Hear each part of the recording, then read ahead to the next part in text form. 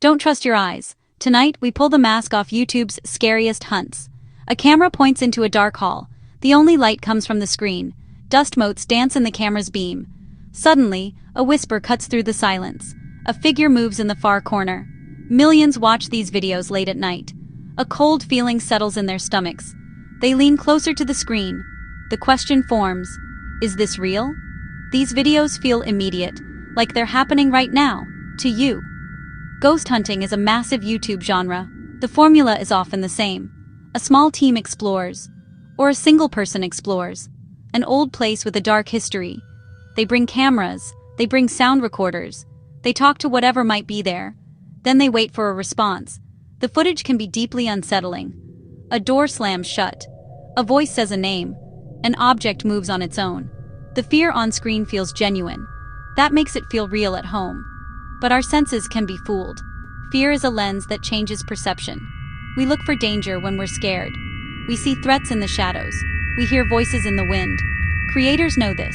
They use darkness and silence to build dread. Small details suddenly seem significant. Every creak sounds like a footstep. It's a perfect setup for a haunting. Cameras are not perfect windows to the world. They can lie, especially in low light. Ghost hunts almost always happen in the dark. This creates many problems for a camera sensor. To see anything at all, the camera must increase its sensitivity, or ISO. This creates digital noise, which looks like a grainy texture over the image. Our brains are hardwired to find patterns. This is an evolutionary trait that helped our ancestors spot predators. It is called pareidolia. Faces in clouds, figures in wood grain. The same thing happens with grainy video footage. The mind takes the random noise and shapes it into something familiar. A random collection of pixels becomes a face staring back from the darkness. A blur of motion becomes a speeding apparition. A simple coat on a door can look like a person in the shadows. The camera is not seeing a ghost. It is seeing a coat. But our brains, primed for a scare, tell us something else entirely. It is a powerful illusion. Another common trick of the light involves reflections. Investigators use infrared cameras to see in total darkness. These cameras are very sensitive to light sources we cannot see. A stray reflection from a watch. A piece of glass on the floor. The camera operator's own breath. A floating orb of light is a classic example. This is almost always caused by dust or an insect near the lens.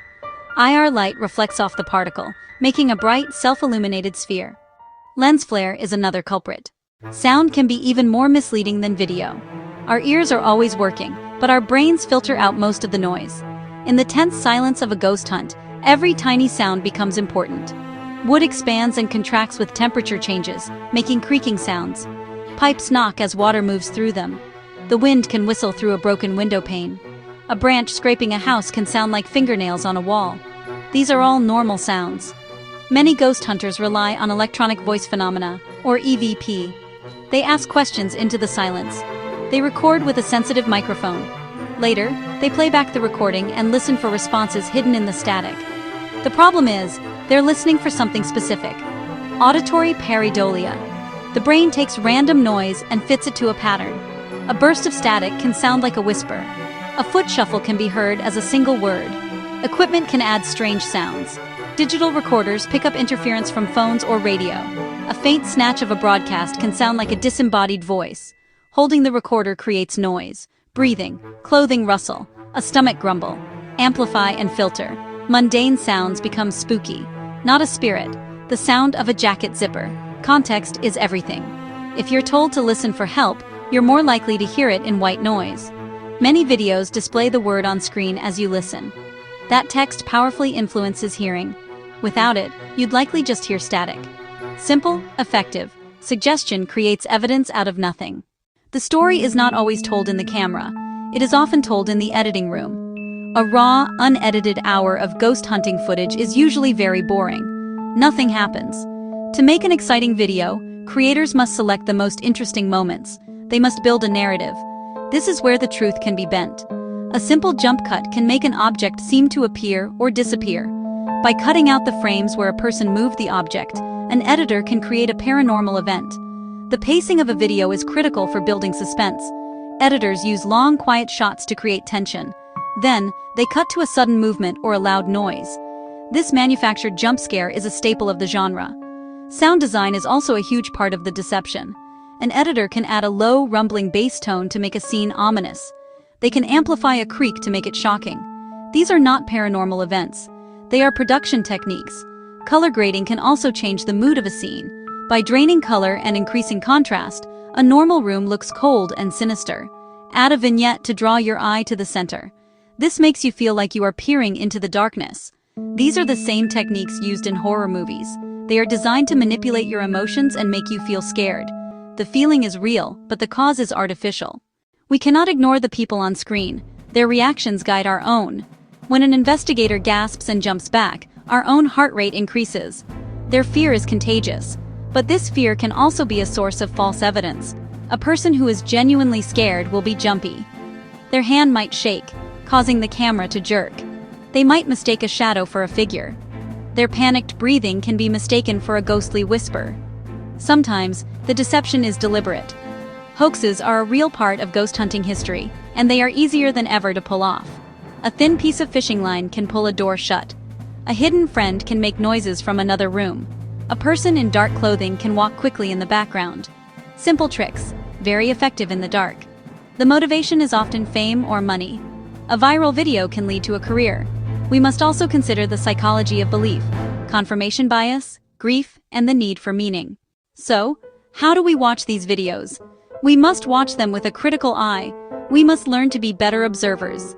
When you see a ghost orb, look for dust or insects. When you see a figure in the shadows, pause the video. Look at the shape. Ask yourself what else it could be.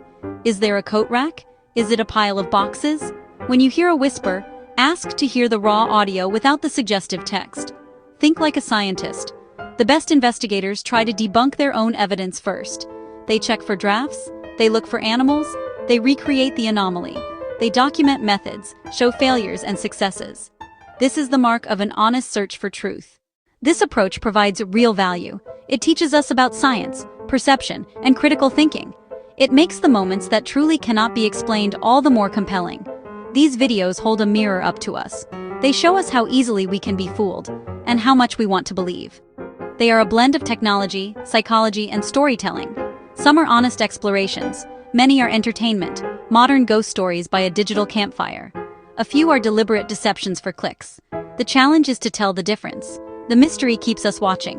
The possibility, however small, that one might capture something real. We are left with shadows and whispers. We are left with the stories people tell about them. In the end, after all the science and all the skepticism, you are the one watching the screen. You are the one who has to decide what to believe. The question remains, and it is a simple one. Which story do you believe? Tell me in the comments, and why.